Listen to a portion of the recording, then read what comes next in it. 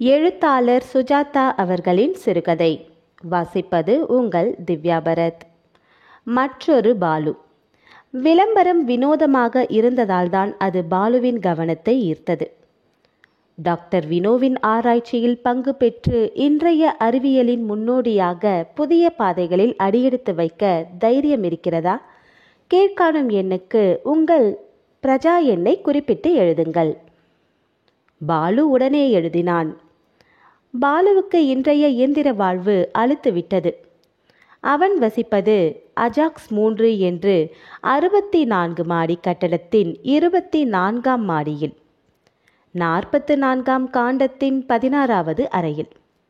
அவன் அலுவலகம் இருப்பது 36ஆம் மாடியில், மார்க்கெட் இருப்பது 16இல். வாழ்க்கைக்கு தேவையான அத்தனை சமாச்சாரங்களும் கட்டடத்திலேயே இருந்தன.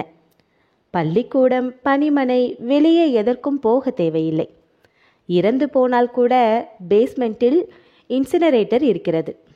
நவீன விஞ்ஞானம் எவ்வளவு தூரத்துக்கு தனி மனிதனை சிறைப்படுத்தி வைத்திருக்கிறது என்று எண்ணி பார்த்து அலுத்து பாலு வீடு மாற்றத்துக்கும் கல்யாணத்துக்கும் மனு போட்டிருக்கிறான். வீடு மாற்றம் கிடைத்தாலும் அவனுக்கு மற்றோர் அஜாக்ஸ் கட்டடத்தின் மற்றொரு மூலைதான் கிடைக்கும். என்ன, கொஞ்சம் சலுகையாக ஜன்னல் வழியே சில சதுர அடி வானம் தெரியலாம், அவ்வளவுதான். கல்யாணம், அது பெரிய வெயிட்டிங் லிஸ்ட். இப்படி அங்குல கணக்கில் செத்து கொண்டிருப்பதிலிருந்து மாறுதல் கோரித்தான் பாலு விளம்பரத்துக்கு பதில் எழுதினான். 20 நாள்களுக்கு பதில் இல்லாமல் ஏறக்குறைய மறந்து போயிருந்த சமயத்தில் அழைப்பு வந்து ஃபோன் பாடியது. சிரி, பாலு? ஆம், நான் தான் பாலு பேசுகிறேன். பிரஜா எண் 36 76 56. அதே. டாக்டர் மனோகர் பேசுகிறேன். குரலில் அதட்டலும் தன்னம்பிக்கையும் இருந்தது. ராம் ரிசர்ச் சென்டரில் நாளைக்கு 9:17க்கு என்னை வந்து பார்க்கவும். ஆகாரம் ஏதும் உண்ணாமல் வாருங்கள். உங்கள் அஜாக்ஸ் கட்டடத்திலிருந்து ஹலிபஸ் ரூட் 36 பிடிச்சு ஸ்டாப் எண் 70இல் இறங்கிக் கொண்டு ராம் ரி சென்டரின் பொத்தானை அழுத்து முன்னையே உள்ளிருந்து செந்து குரல் வரவேண்டும். சீரி பாலு, டாக்டர் மனோ உங்களை முன்னரையில் 20 வினாடியில் சந்திப்பார் என்று கதவு திறந்ததும் கேட்டது. வியப்புடன் உள்ளே சென்று சுற்றிலும் பார்த்தான். எளிய அறைதான். உட்கார ஒரே ஒரு வினைல் போட்டிருந்தது. இடதுபுறம் ஒரு ஜீவியும் விஷன் மிக்சரும் இருந்தன. சுவரில் உள்ள படத்தில் டாக்டர் ஃப்ரீட்மனுடன் டாக்டர் மனோ கை குலுக்கிக் கொண்டிருந்தார். எதிரே இருந்த அறை கதவு மூடி நெற்றியில் லேப் என்று எழுதி கண்டிப்பாக அனுமதி இல்லை என்று எழுத்துகள் ஒளிர்ந்தன. டாக்டர் மனோ அதை திறந்து வந்தார். பாலு என்றார். பாலு எழுந்ததும், ஒரு வினாடி தாமதத்துக்கு மன்னிக்கவும். சாப்பிடுகிறாயா? சாப்பிடுகிறேன், பட்டினியாக வந்திருக்கிறேன். மனோ கைத்தட்ட ரோபாட் ஜேவ் கொண்டு வந்தது. வணக்கம் ஐ என்று சொல்லிவிட்டு ஊதிக்கொண்டு சென்றது. பாலுவை டாக்டர் மனோ அளவிடுவது போல பார்த்தார். அவனும் அவரை முழுதாக பார்வையில் வாங்கி கொண்டான். அவருக்கு 40 வயது இருக்கலாம். முகத்தில் எந்த விதத்திலும் அப்பழுக்கில்லாவிட்டாலும் கண்களுக்கு கீழே லேசாக நிழல் படர்ந்திருந்தது. மூக்கின் நுனியில் தேமல் போல இருந்தது. வாயோரத்தில் அதே மாதிரி மற்றொரு தேமல். சிரித்தபோது பல்வரிசை பொய்யாக இருந்தது. கண்கள் நீலம். எதற்கு என் ஆராய்ச்சிக்கு உதவி செய்ய வந்தாய்? ஆர்வத்தினால், மாறுதல் தேடி. என் ஆராய்ச்சி என்ன என்று தெரியுமா? தெரிந்து கொள்கிறேன். தொலைக்கடத்தல், டெலிஃபோர்டிங் என்று சொல்வார்கள். கேள்விப்பட்டிருக்கிறேன். என்ன, எங்கு? பல புத்தகங்களில் படித்ததான். ஒரு ஆளை ஒரு இடத்திலிருந்து மற்றொரு இடத்திற்கு சாதனங்கள் மூலம் கடத்தி அனுப்புவது. டாக்டர் பதிலளிக்காமல் அவனையே தான் பார்த்து கொண்டிருந்தார். நான் சொல்வது சரிதானா? உள்ளே போகலாம். லேபின் உள்ளே செல்லும் போது மேலே எழுதியிருந்த அனுமதி எச்சரிக்கை பலகையை பார்த்தான். உனக்கு அனுமதி உண்டு என்றார். உன்னை பார்த்தவுடன் பிடித்து போய்விட்டது. உள்ளே 2 மேஜைகளில் 3 டெர்மினல்களும் லேசர் சாதனமும் இருந்தன. சுவரில் எலக்ட்ரோஸ்லேட்டில் கணக்குகள் எழுதியிருந்தன. பக்கத்து அறையில் ஒரு குடுவை தெரிந்தது. அதன் அருகில் கண்ட்ரோல் பானல் மானிட்டர்கள் பச்சை எழுத்துகளில் பேசிக்கொண்டிருந்தன. பாலு என்று சீட்டியடித்து, இத்தனை பெரிய சோதனை சாலையை இங்கே எதிர்பார்க்க முடியாது என்றான். உட்கார் என்றார். ஸ்டூலில் உட்கார ஒரு வெண்முயல் ஓடியது. அதை எடுத்து தடவி கொடுத்து, இதுதான் முதல் டெலிஃபோர்ட்டான உயிர் என்று அதை காட்டினார். அது தன் முசுமுசு உடலை சிலுப்பிக் கொண்டு ரோஜா ஜவ்வு போன்றிருந்த வாயை காட்டியது. கூண்டில் இன்னமும் முயல்கள் இருந்தன. சில கூண்டுகள் காலியாக இருந்தன. பாலுவால் அது என்ன ஆராய்ச்சி என்று சொல்ல முடியவில்லை. பக்கத்தில் இருந்தது காமா ரே ஸ்கேனர் போல இருக்கிறது. ஆம், உனக்கு இவை பற்றி தெரியுமா? ஒரு சமயம் ராய் ஜார்ஜ் கம்பெனியில் டெக்னீஷியனாக இருந்தேன். இப்போது நூலகத்தில் டிஸ்காப்பாளனாக இருக்கிறேன். பெரும்பாலும் வேலை இல்லாமல் வெட்டி கொட்டாவி. வயதானவர்கள் தான் படிக்கிறார்கள். யாரும் நூலக பக்கமே வருவதில்லை. வழக்கொழிந்து போய்விட்டது. நான் ஒரே கட்டடத்தில் வாழ்நாள் முழுவதும் கழிக்க விரும்பவில்லை. தீர செயல் செய்ய ஆசை. உங்கள் விளம்பரம் வசீகரமாக இருந்தது. நீங்கள் எது செய்ய சொன்னாலும் தயாராக இருக்கிறேன், உயிர் நீத்தலை தவிர. நல்லது, அதற்கெல்லாம் தேவை இருக்காது. சொல்வதை செய்தால் சரித்திரத்தில் இடம் பெறுவாய். சொல்லுங்கள். டெலிஃபோர்ட்டிங், தொலைக்கடத்தல் என்பது பற்றி நீ சொன்ன விளக்கம் ஏறக்குறைய சரியானது. ஆனால் விரிவாக சொன்னால் ஆளை அனுப்புவதில்லை. அந்த ஆளை பற்றிய அத்தனை விவரங்களையும் செய்திகளையும் ஒரு இடத்திலிருந்து மற்றொரு இடத்துக்கு அனுப்ப, மறுமுனையில் அவனை அந்த செய்திகளின் பேரில் மறுபடியும் உருவாக்குவது. மற்றொரு முனையில் மற்றொரு நான் என்றான் புன்னகை செய்து கொண்டே. ஆம். இந்த நான் என்ன ஆவது? எந்த நான்? இந்த முனையில் இருக்கும் நான். கலைக்கப்படுவாய். புரியவில்லை. சொல்கிறேன், கவனித்து கேள். சந்தேகம் இருப்பின் இப்போதே கேட்டுவிடு. உன் விருப்பமில்லாமல் உன்னை ஆராய்ச்சியில் பயன்படுத்த மாட்டேன். அரசு அனுமதிக்காது. என்னை தூக்கில் போட்டுவிடும். உன் கையொப்பம் வேண்டும். அதற்கு முன் முழு சம்மதம் வேண்டும். சொல்லுங்கள் டாக்டர், சுவாரஸ்யமாக இருக்கிறது. நீ யார்? நான் பாலு. எந்த அர்த்தத்தில் கேட்கிறீர்கள்? விஞ்ஞானப்படி பாலு என்பது யார் அல்லது என்ன? மாலிக்யூல்களின் கூட்டம், அவ்வளவுதான். பாலு என்பது ஆதாரமாக கார்பன், நைட்ரஜன், பாஸ்பரஸ், ஆக்சிஜன் இவற்றால் ஆக்கப்பட்ட பெரிய பெரிய மாலிக்யூல்களின் அடுக்கு நீ. அது மட்டுமா? அது மட்டுமில்லை. பாலு என்பது ஞாபகங்கள். அவை என்ன? உன் மூளை செல்களில் படிந்துள்ள எலக்ட்ரோகெமிக்கல் பிம்பம். யோசித்தால் பாலு என்ற உன்னை முழுக்க முழுக்க விவரங்களாக ஒரு கம்ப்யூட்டர் ஞாபகத்தில் பைனரி வார்த்தைகளாக மாற்றி அமைத்துவிட முடியும். அதற்கு ரொம்ப பெரிய கம்ப்யூட்டர் தேவைப்படுமே. ஆம், அந்த வகை கம்ப்யூட்டர்கள் வந்துவிட்டன. அடுத்த அறையில் இருக்கும். ஆம்தால் 21 டெராபைட் ஞாபகங்களுடைய 1024 கம்ப்யூட்டர்களின் ஹைப்பர் கியூப். இந்த உலக சரித்திரத்தின் அத்தனை அறிவரையும் அடக்க அதன் ஞாபகத்தில் 8ல் 1 பங்கு போதும். அப்படியா? பார்த்தால் அப்படி பெரிதாக இல்லையே. எட்டி பார்த்தான். இப்போதைய சூப்பர் கம்ப்யூட்டர்கள் அளவில் சிறியவைதான். நம் ஆராய்ச்சி கம்ப்யூட்டர்களில் இல்லை. ஒரு ஆளை செய்தி வடிவமாக்கி ஒரு இடத்திலிருந்து மற்றொரு இடத்திற்கு கப்பல் மூலம் அல்லது மைக்ரோவேவ் ரேடியோ மூலம் அனுப்புவதற்கு தான் ஆள் தேடிக்கொண்டிருக்கிறோம். அதற்கு உனக்கு சம்மதமா தெரிய வேண்டும். பாலு யோசித்தான். டாக்டர் மனோ அவனை புன்னகையுடன் எதிர்பார்த்து கொண்டிருக்க, சம்மதமா இல்லையா என்று சொல்வதற்கு முன் என்னை என்னவெல்லாம் செய்வீர்கள் என்பது தெரிய வேண்டும். சொல்கிறேன். முதலில் உன்னை வலிக்காமல் ஒரு லேசர் ஸ்கேன் ஹோலோகிராம் செய்வோம். உன் உருவம் எத்தகையதோ அதை அப்படியே மறுமுனையில் திரும்ப அமைக்க. உருவம் சரி, ஃபோட்டோ எடுப்பது போல. ஆம், ஆனால் 3 ஃபோட்டோ. அதன்பின் கேமரா ரே வழியே உன்னை வருடி மாலிக்யூலர் ரிப்ரோகிராஃப் முறையில் உன் ஒவ்வொரு செல்லையும் ஒவ்வொரு DNA அணுக்கூட்டுகளையும் அளவிடுவோம். வலிக்குமா? இதுவும் ஒரு படப்பிடிப்பு போலதான். வலி என்பதே என் பரிசோதனையில் கிடையாது. சரி, வெளியமைப்பு உள்ளமைப்பு எல்லாவற்றையும் அறிந்து கொண்டு செய்தி ரூபமாக கம்ப்யூட்டரில் வாங்கிக் கொள்வீர்கள். அதன்பின் அத்தனை செய்திகளையும் மற்றொரு ஆம்தால் 21 கம்ப்யூட்டருக்கு அனுப்புவோம், ஃபைபர் ஆப்டிக் நூல் வழியாக. அதற்கு எத்தனை நேரமாகும்? 3 நிமிஷம். பின் மறுமுனையில் மற்றொரு பாலு வெளிப்படுவாய். அதே பாலு, அதே நிறம், குரல், ஞாபகம் எல்லாம். இந்த முனையிலும் இருப்பேனா? இல்லை என்றார் டாக்டர் மனோ அலட்சியமாக. பாலுவின் புன்னகை சட்டென மறைந்தது. அப்படியென்றால்? மூன்றாவது மாலிக்யூலர் ஸ்கேனின் போது உன்னை அக்கக்காக பிரித்துவிட வேண்டியிருக்கும். டீகாம்போசிஷன் என்றார் டாக்டர் மனு. அப்படியென்றால் அழிந்து போய் விடுவேனா என்றான் பாலு. அப்படி சொல்ல முடியாது, பிரிக்கப்பட்டு விடுவாய். ஒரு காரையோ ஒரு டிவி பெட்டியையோ அக்கக்காக பிரித்து சேர்ப்பதில்லையா? என் நினைவுகள் 3 நிமிஷத்துக்கு தவறிவிடும். அதாவது 3 நிமிஷத்துக்கு நான் நானாக இருக்க மாட்டேன். மறுபடி பூட்டப்படுவாய். 3 நிமிஷம் தூங்குவதில்லையா? அதுபோல. இல்லை டாக்டர், ஒரு வித்தியாசம். தூங்கும்போது விழித்தெழுவோம் என்கிற நம்பிக்கையுடன் தூங்குகிறேன். ஆனால் இதிலும் அந்த நம்பிக்கை உண்டு. இல்லை, இது வேறு. 3 நிமிஷத்துக்கு செத்து பிழைப்பேன் இல்லையா? செத்து போவதில்லை, வடிவம் மாறும். ஸ்தூல வடிவிலிருந்து செய்தி வடிவில் 3 நிமிஷம் இருப்பாய். மூச்சு நின்று போகும் அல்லவா? ஆம். இதயம் நின்று போகும். 3 நிமிஷம்தான்.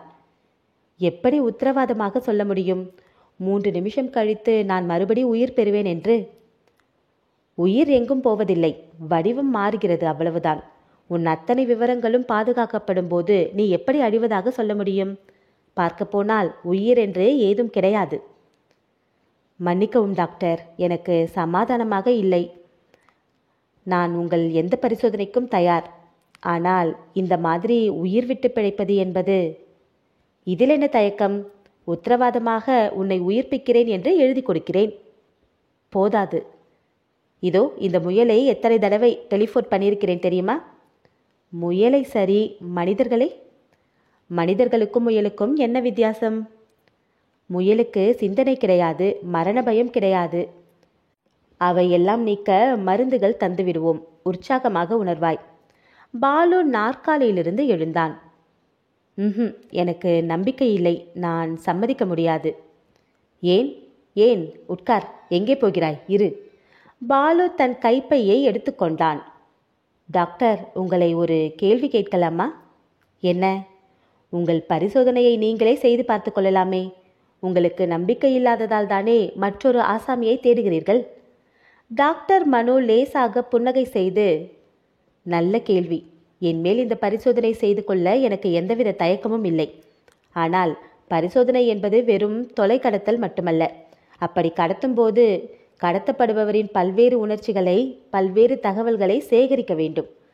120 விஷயங்களை கவனிக்க வேண்டும். உடலின் உஷ்ணம், கார்டியோ அனாலிசிஸ், என்செஃபலோ அனாலிசிஸ், கெமிஸ்ட்ரி என்று இவை எல்லாம் கவனித்துக்கொள்ள நானே தேவைப்படுகிறேன்.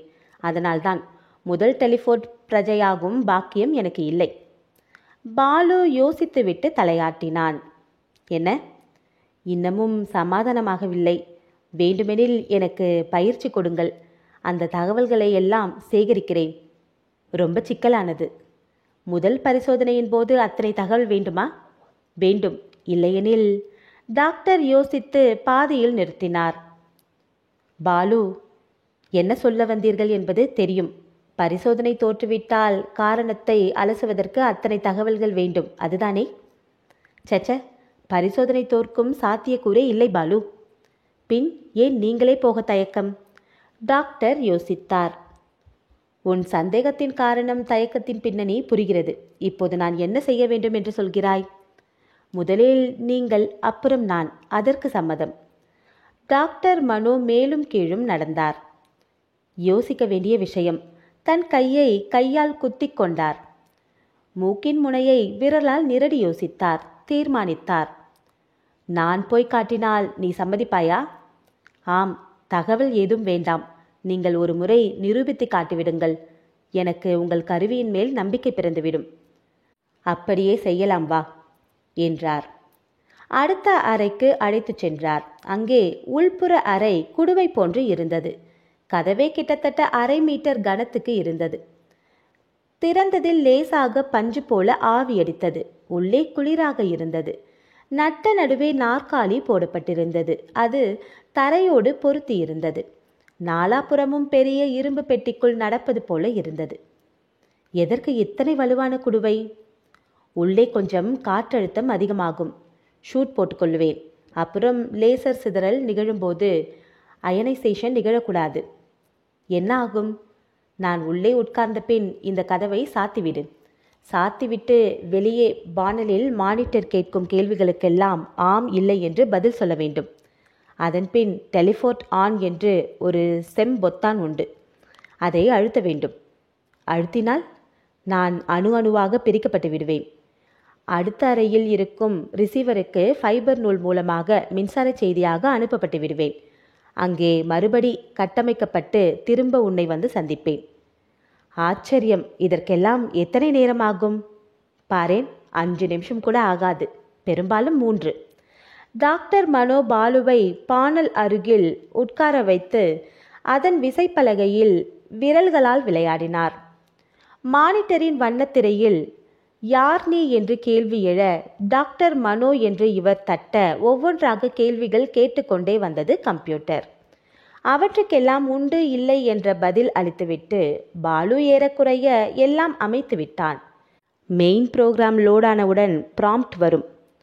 அதை பார்த்தவுடன் இந்த சிவப்பு பொத்தானை அழுத்தினால் போதும், நான் போகிறேன், பை பை என்று அவன் சந்தேகம் கேட்க வாயை திறப்பதற்குள் அந்த உள்கதவை திறந்து தன்னை மூடிக்கொண்டு உள்ளே தடார் என்று உட்தால் பொருத்தும் ஆரோக்கியமான சப்தம் கேட்டு மெஷின் ஹூ சி என்றது. திரையில் வண்ண எழுத்துக்கள் நடனமிட்டு மெல்ல மெல்ல நிறம் மாறி தயார் என்று 3 எழுத்துகள் சிமிட்டின. பாலு டாக்டர் குறிப்பிட்ட சிவப்பு பொத்தானை நடுங்கும் விரலால் அழுத்தினான். அந்த உள்ளறையின் கதவுகளின் விளிம்பிலிருந்து மின்னல் அடித்தது போல வெளிச்சம் தெரிந்தது. கம்ப்யூட்டர் திரை வில்லல் வில்லலாக நிறம் மாறியது. ஊ ஊ ஊ என்று சுரம் இறங்கி திரும்ப திரும்ப எச்சரிக்கை ஒலித்தது. அதன்பின் மௌனம். பாலு எதை எதிர்பார்த்தான் என்று தெளிவாக தெரியவில்லை. நரம்பு முனைகளில் ஒரு சின்னதாக சிலிர்ப்பை உணர்ந்தான். டாக்டரின் தைரியத்தை எண்ணி வியந்தான். எத்தனை தன்னம்பிக்கை இருந்தால் தன்னைத்தானே சோதித்து கொள்ள சம்மதிப்பார்? என்ன ஒரு சரித்திர புகழ்பெற்ற சோதனை இது! இது வெற்றி பெற்றால் விண்பயணங்கள் எல்லாம் எத்தனை வேகம்! ஒளி வேகத்திலேயே ஓர் இடத்திலிருந்து மற்றொரு இடத்துக்கு கடத்தப்பட்டு சந்திர மண்டலத்துக்கு சில வினாடிகளில் போய் சேர்ந்து விடலாம். எத்தனை சௌகரியம்! எங்கே உள்ளே போனவர் இன்னமும் காணவில்லை. உள்ளே ஊ என்ற ஆழ்ந்த தாழ்வான ரீங்காரம் மட்டும் கேட்டுக்கொண்டிருக்க, ஒருவேளை டாக்டர் எத்தனை நிமிடம் சொன்னார்? 5 5 நிமிடம் இன்னும் ஆகவில்லை. எதற்கு பதட்டப்படுகிறாய்? டாக்டர், டாக்டர் மனோ. கடிகாரத்தை பார்த்தான். 7:40 கணம் கணமாக எண்ணத் தொடங்கினான். எப்போது உள்ளே போனார் தெரியவில்லை. 5 நிமிடம் என்பது இத்தனை நேரமா? 5 நிமிடம் ஆகியிருக்க வேண்டும். ஏதோ தப்பாக நேர்ந்துவிட்டது. நான் என்ன செய்ய முடியும்? காத்திருப்பதை தவிர. Doctor, doctor. பேச்சே இல்லை. எட்டி பார்க்கலாமா என்றால் கதவு முழுவதும் மூடியிருக்கிறதே. Doctor, doctor. மிஸ்டர் பாலு திடுக்கிட்டு திரும்பினான். அறையின் வெளிப்புற வாசல் வழியே டாக்டர் மனோ உள்ளே நுழைந்தார். பாலு பதறிப்போய் மூடியிருந்த குடுவை கதவை பார்த்தான். எப்படி டாக்டர் இது சாத்தியம்?